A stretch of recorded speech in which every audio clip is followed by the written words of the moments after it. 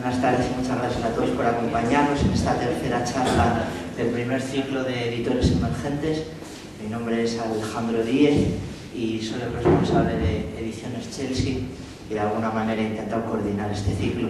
Estoy acompañando a Pablo Zaera. Pablo es amigo, editor y librero. En ese orden lo podemos decir ahora. Al principio para mí primero fue... En ese punto de locura. Primero fue librero, después fue amigo y después fue conocido editor. Y el motivo de la charla de esta tarde es hablar un poco de su proyecto editorial, Bululú, y conocer un poco más su personalidad y la manera en la que enfoca toda su trayectoria en el mundo del libro.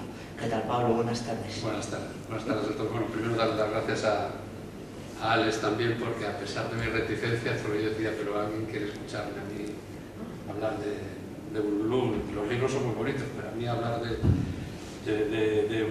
mi editorial me cuesta más que nada porque el resultado yo creo que siempre digo que es de los ilustradores, de los autores. Entonces, y sobre todo, bueno, ahí está una que nunca quiere salir en las fotos, que también es la principal culpable, que es Luisa, de que estemos en este mundillo también, ¿no?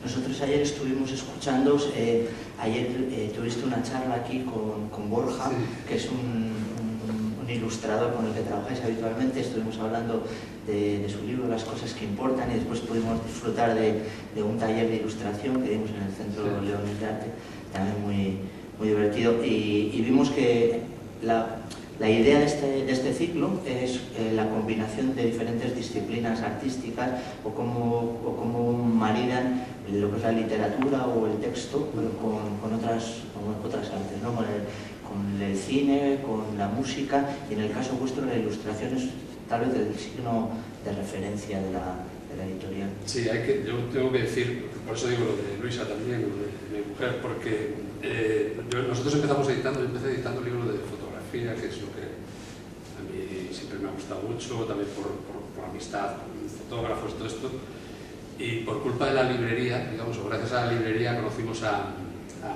un ilustrador, a David Pintor, y de ahí surge que editemos, ya habíamos editado nuestro primer libro de fotografía, y de ahí surge que editemos ese primer libro, que es el del Cascanueces, que curiosamente son estas cosas que nos están ocurriendo desde que decidimos abrir la librería, que la finalidad de la librería era casi como un foco de atracción de autores, de editores. Pues cumplió muy bien esa función recién abierta, porque se daba la casualidad de que David estaba haciendo un trabajo sobre el Cascanueces. Nuestra librería se llama Cascanueces, para una editorial coreana, y bueno, ella entre Luisa y David ya pergeñaron el resto, que hicieron en gallego y en castellano del Cascanueces.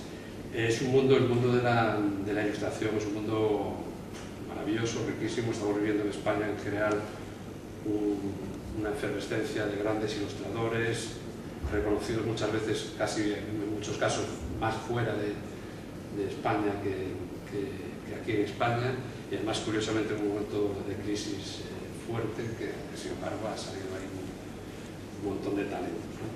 Y además aúna muy bien, como decías tú, pues ese trabajo, esa parte del trabajo de texto, del trabajo de autor, el lenguaje narrativo de la ilustración, que es la verdad es que es una maravilla. Entonces ya empezamos a derivar mucho por ahí, me fui olvidando, sacamos de vez en cuando algún libro de fotografía, pero nos fuimos derivando claramente, entrando en esto que da una satisfacción, sobre todo a nivel, pues eso, artístico, digamos, maravilloso. Te tengo que confesar que llevo toda la noche dándole vueltas a una anécdota que me contaste ayer que todavía no me puedo creer. Es el nombre de la librería, porque me parece una anécdota absolutamente gallega.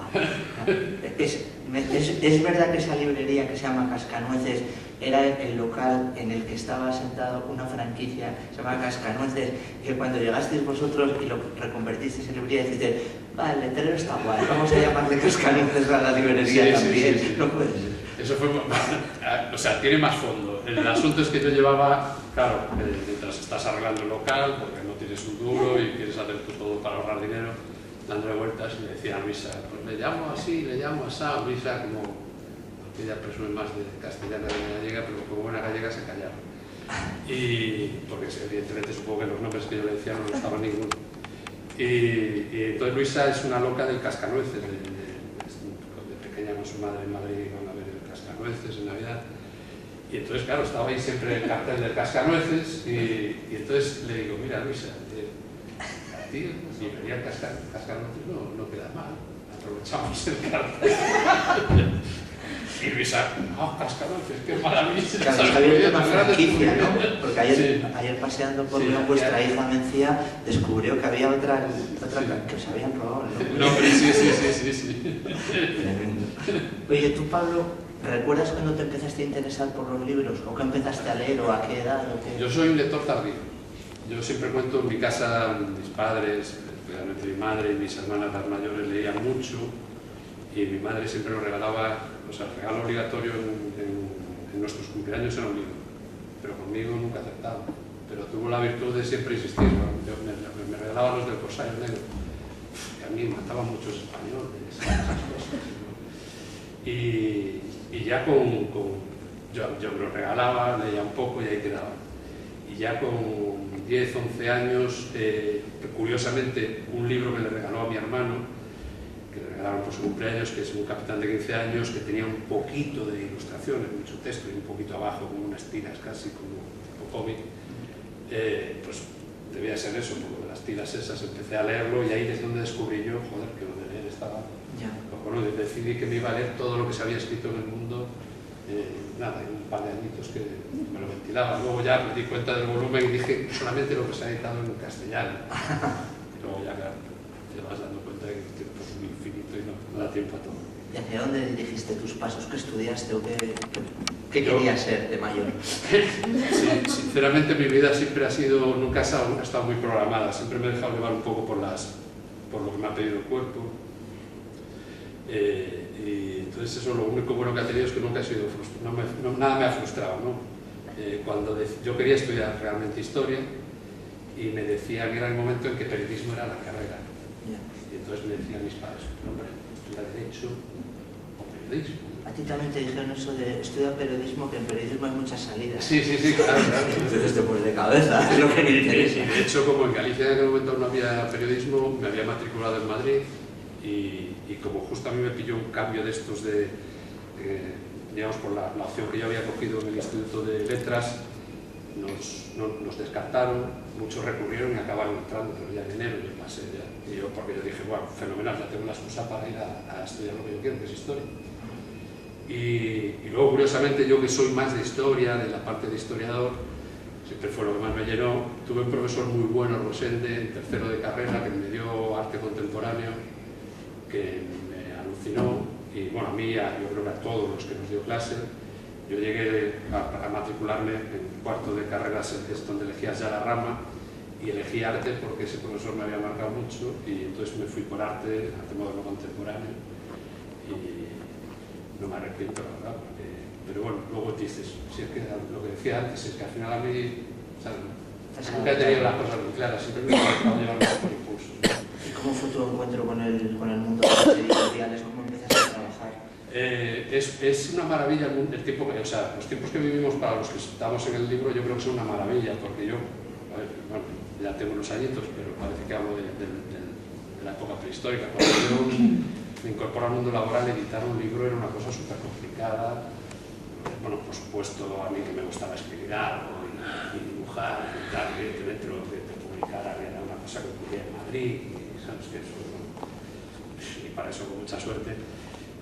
Yo empiezo a trabajar en un departamento comercial en una editorial de Coruña, pero vamos, o sea, teníamos libros, pero bueno, yo no estoy en la parte creativa ni nada de eso.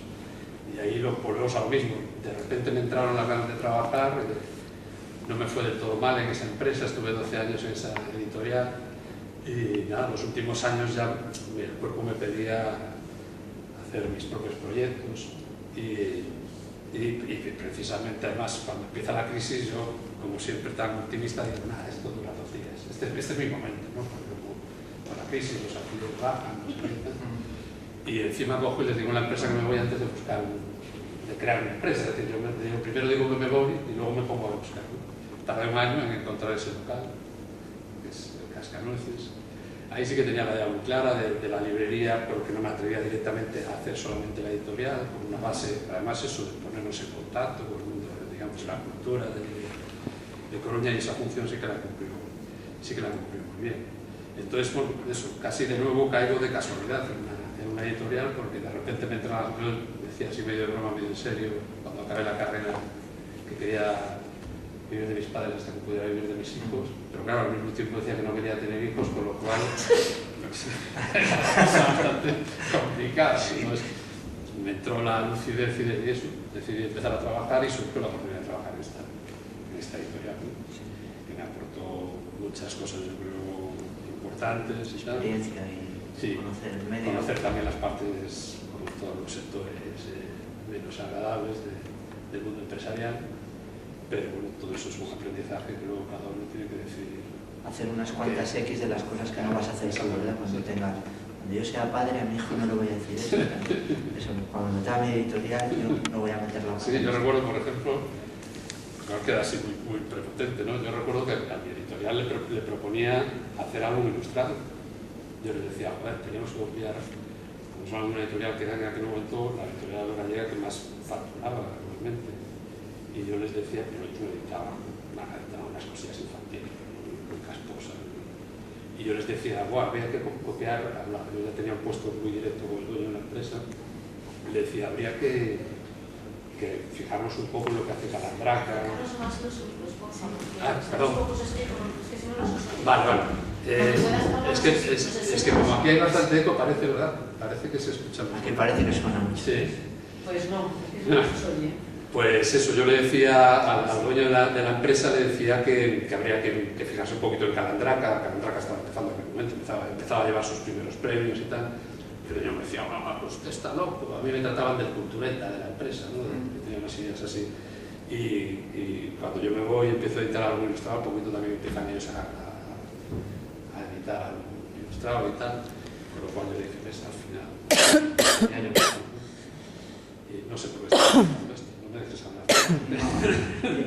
Tengo la sensación cuando he visitado vuestra librería Cascanueces que más que una librería al uso solamente es lo que tú comentabas antes, un centro de operaciones, ¿no? Un sitio desde el que plantear proyectos. ¿Os sentís de alguna manera agentes culturales de vuestra ciudad? O sea, ¿tenéis contactos con instituciones? ¿Influís en Feria del Libro? ¿Formáis parte de alguna asociación? ¿Os habéis salido de todas las asociaciones posibles? Ahí estás más cerca. En la Asociación Galega de Editores yo creo que no duramos ni un año. Por desgracia, no sé si solamente en Galicia, todo tipo de asociaciones.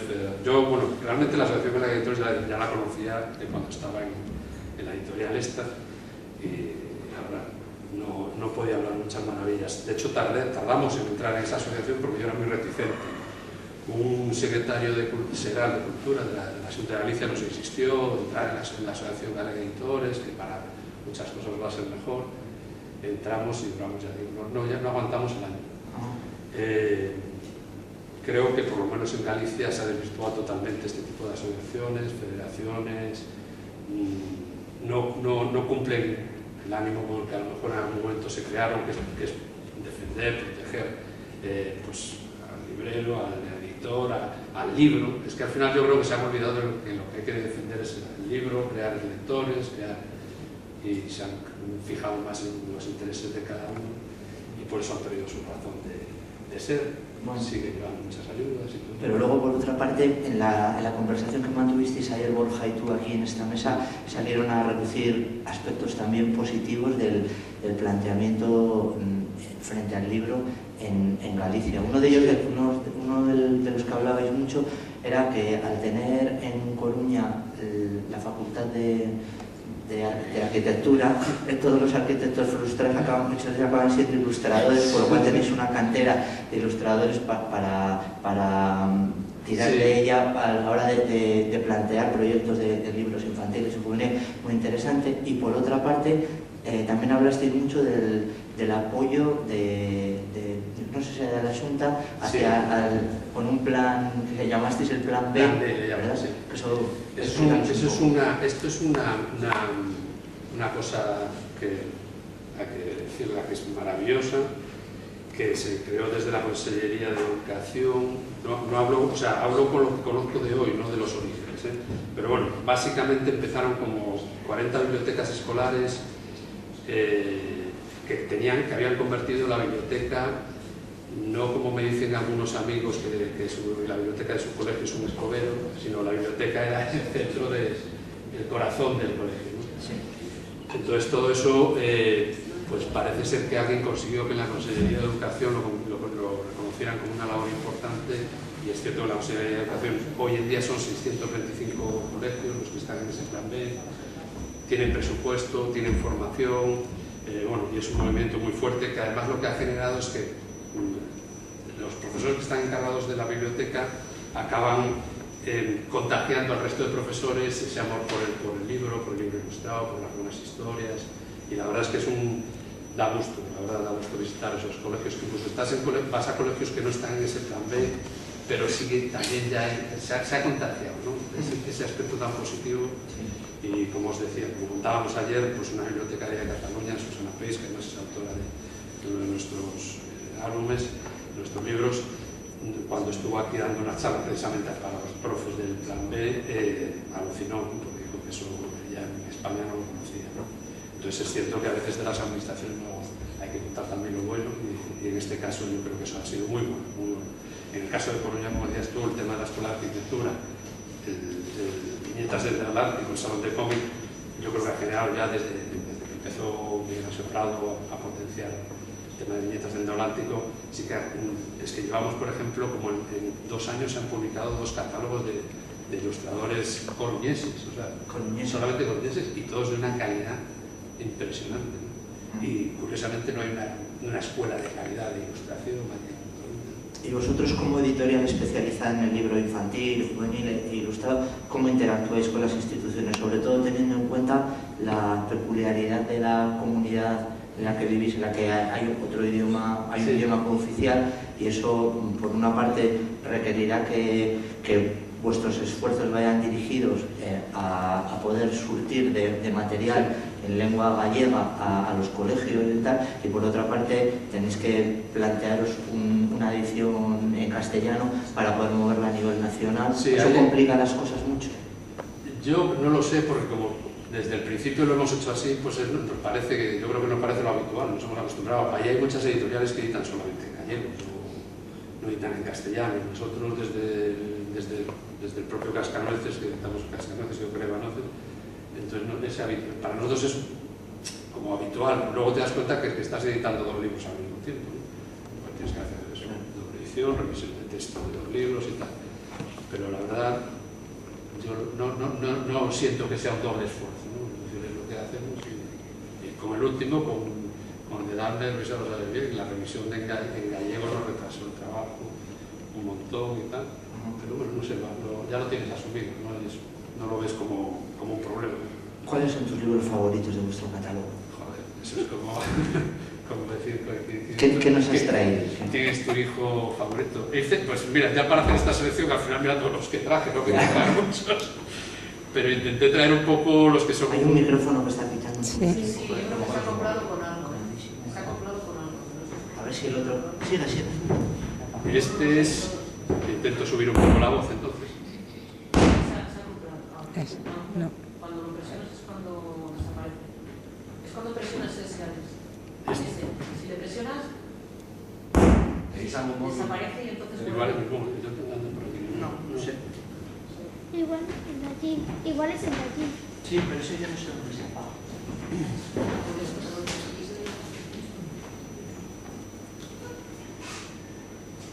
¿Ahora? Igual. Cuéntanos, mientras Sí. que Juanjo le va a preguntar algo. Bueno, hablo de este porque ya lo expliqué un poquito antes. Este es un poco el que nos mete en el camino de la ilustración. Es el segundo libro que publicamos. El primero había sido un libro de fotografía.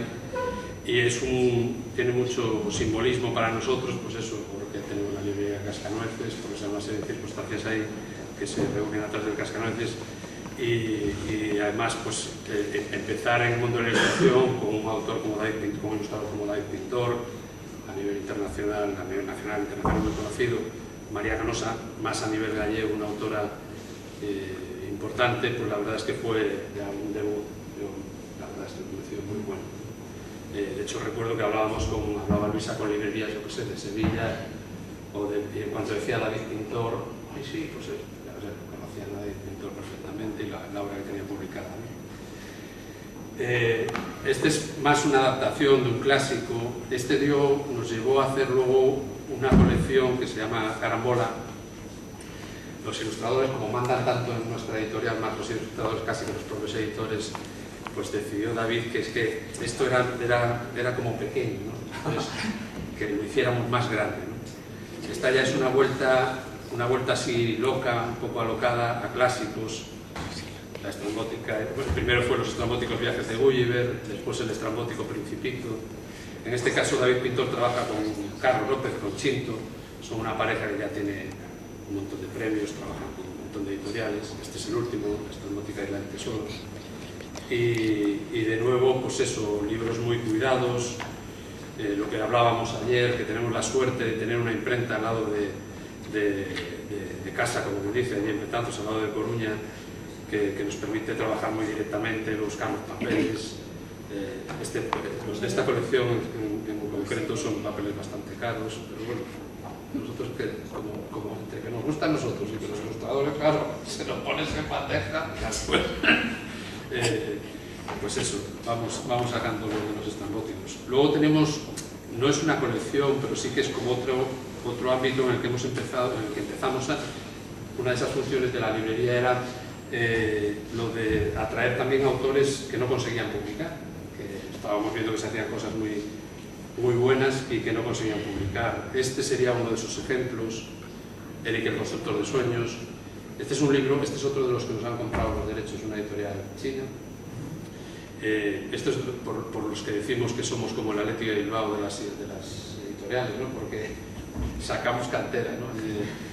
La verdad es que en este momento, cuando publicamos este libro, Dani ya era un ilustrador bastante reconocido a nivel gallego, pero bueno, yo creo que desde que publicó este libro pues ha crecido mucho, además como ilustrador siempre está evolucionando, y lo mismo con el autor, con Quique Gómez, que el primer libro que publicó fue con nosotros y este era la segunda vez que publicamos, ¿no? También de nuevo un libro muy cuidado en todos los aspectos. ¿Quién es el ilustrador de ese, Pablo? Este es Dani Padrón.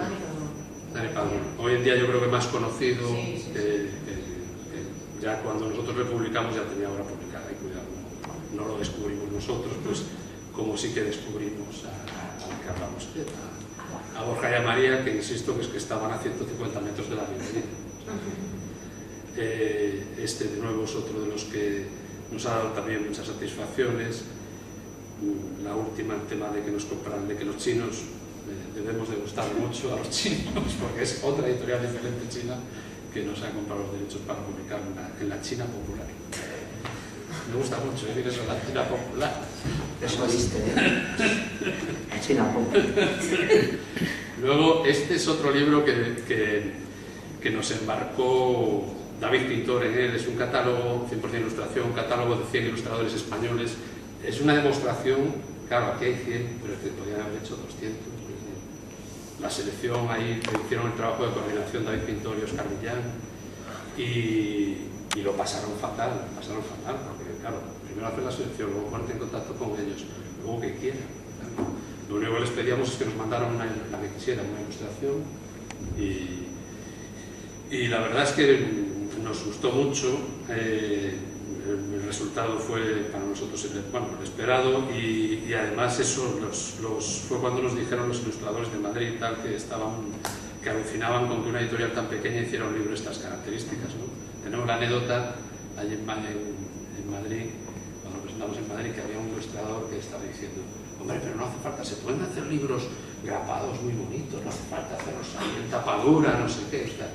Y yo, no, hombre, es que nosotros procuramos siempre, pues oye, que sea en tapadura y tal, y de repente se le, ¿cuánto cuesta? Desde el mismo que ha preguntado eso, le dice 15,60. ¡Joder, está de puta madre! Claro, él pensaba que como iba en tapadura, que esto era carísimo, de superlujo y tal. No, algo ostentoso. Hasta eso no nos hace falta imprimir fuera para conseguir buenos precios. Sí. Y bueno, este es otro, este es el último libro que hemos editado, un libro más diría, juvenil adulto, Landner Writers, un libro que hemos tardado 3 años. Se fraguó en el último Illustratur, que tristemente ha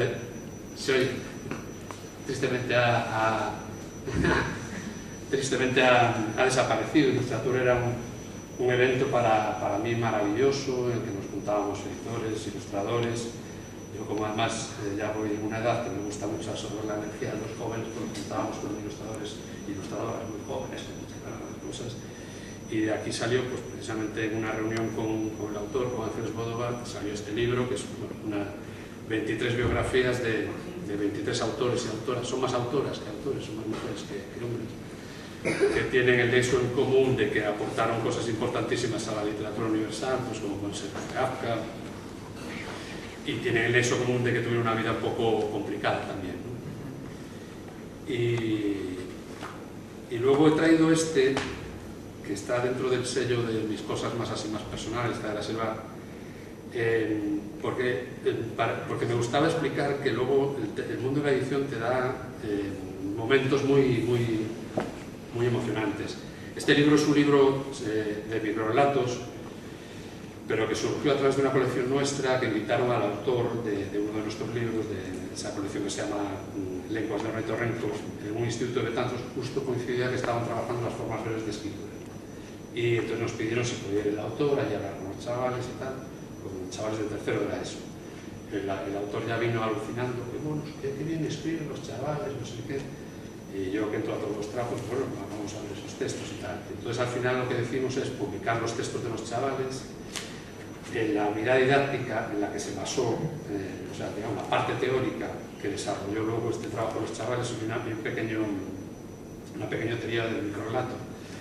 Entonces nos mandó un correo una chica que creo que es de Cantabria, Santander, que ella había hecho el doctorado sobre microrelato y docencia, y nos dijo que había recuperado la fe en el microrelato como herramienta de docencia en el cuento y sobre todo en los proyectos, gracias a este libro. Porque claro, cuando viene ya una parte teórica y la demostración de que da sus frutos, ¿no? De que los chavales, para hablar algunos de los microrelatos, son maravillosos. Y entonces a veces, no sé si eso es un defecto, el que estas cosas nos llenen. A lo mejor nos deberían llenar más la parte económica, ¿no? Pero que te manden un correo diciéndote esto, la verdad es que ya justifica, ¿sabes? Aunque no hayas vendido ni un solo libro de esta colección, ¿no? O por lo menos para nosotros. Te aseguro que mucha gente que... Una sensación maravillosa. Te aseguro que mucha gente que agradece ese planteamiento de trabajo y de proyecto futuro. Pues muchas gracias, Pablo, por haber venido hasta León a contarnos cosas de tu editorial y de tu mundo.